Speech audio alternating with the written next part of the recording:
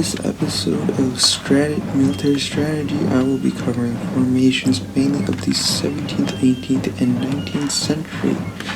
Mainly on the 17th and 18th, but I will cover a bit on the 19th century and how that changed.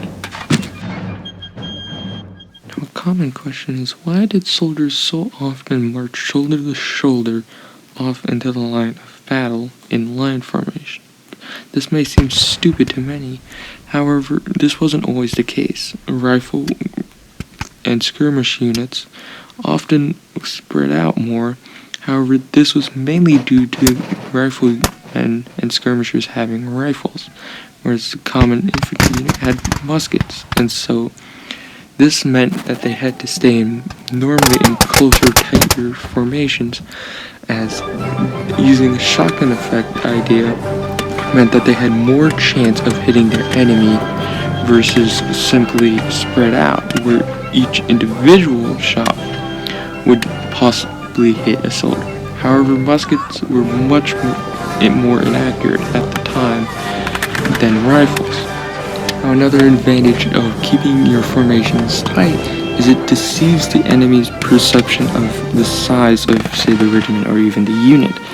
The reason for this is because if a unit is more spread out, say with skirmishers, it seems like there's less of them. However, if they're more tightly knit, it seems like there's much more of them than there might be. Now, tight formations weren't just used in this period, they were also earlier used by Greek phalanxes, by the Macedonians as well, and the Romans. This is mainly where the concept came from, as the concept of teamwork and a unit working together rather than the individual man fighting. And also, per se, if I miss, the soldier next to me will hit. This was a common problem amongst barbarian tribes, as they were more disorganized and individual man was a unit versus together as a unit fighting. This was also commonly used amongst cavalry and was very advantageous for lance units, except in this case, of course, hussars. However, it also helped with the fact of cavalry being more of a physical brute, as they had the body of a horse, which meant tighter formations could punch a hole through a line very effectively. Now, this was also effective for bayonet charges in general, as it would create fear in the enemy, as a wall of basically blades would come at you, much like a phalanx formation. Now, another question that's commonly asked is, why were volleys so commonly used? Well, there are many reasons for this. One main reason is because morale. This was devastating when all of a sudden you had these massive amount of casualties all at once in the blink of an eye in a volley. But also, it kind of creates a smokescreen. And it also helps keep the officer's track of the amount of ammunition his unit has, by making sure that his soldiers aren't wasting their ammunition while firing at will.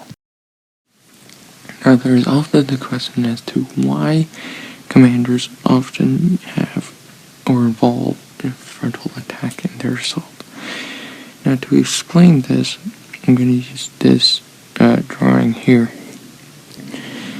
Now, the green are my forces and the blue the enemy's forces. Now, if I was to simply, let's say, try to flank around and hit them here with all of my forces, this is what would happen.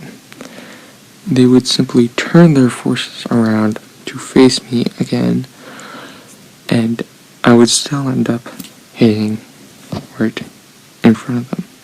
So, instead, I pin their units, much like a butterfly to a board, with my other units. This keeps them staying there without them being allowed to move, while I could move this unit around. Now, this does mean I have limited forces that can move around, but it's much similar to modern day suppression fire of a position. It's the idea of pinning down a specific group of units or even at army in some cases, and keeping them there from moving while the other parts of the army can't move. Now these formations and tactics eventually become outdated with increasing better technology.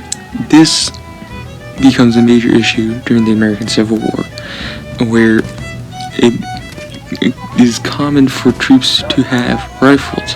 This is not just dedicated to riflemen or skirmishers or sharpshooters anymore. It is now commonly used amongst the infantrymen. Now this causes many problems because Napoleonic tactics in these formations were often meant for about 50 yards.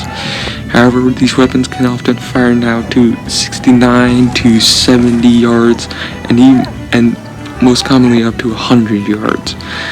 So these tactics clearly cause problems.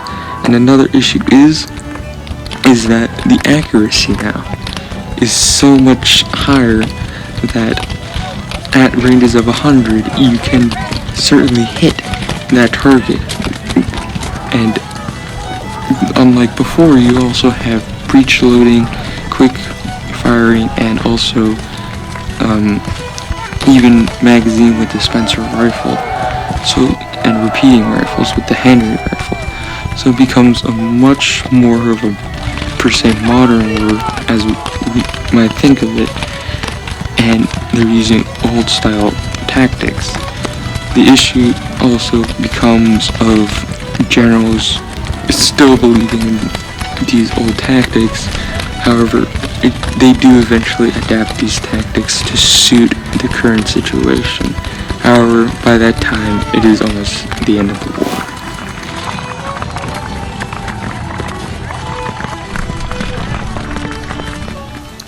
Now again, formations and strategy changed with the technology of the day. This was most commonly used during the Franco-Prussian War when the Prussians were fighting French with superior rifles. The Prussians came up with a genius front lines plan in formations.